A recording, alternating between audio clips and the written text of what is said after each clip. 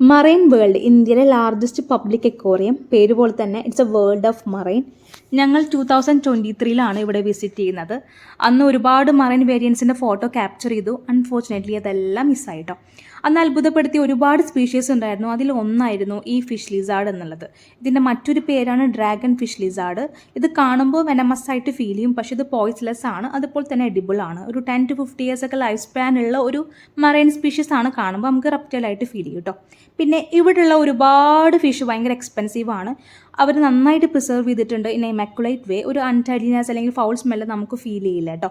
പിന്നെ ഇവിടെ ജീവനുള്ളതും ജീവനില്ലാത്ത സ്പീഷീസ് ഏതാണെന്ന് ചോദിച്ചു കഴിഞ്ഞാൽ അത് മനസ്സിലാക്കാൻ തന്നെ കുറച്ച് പാടാണ്.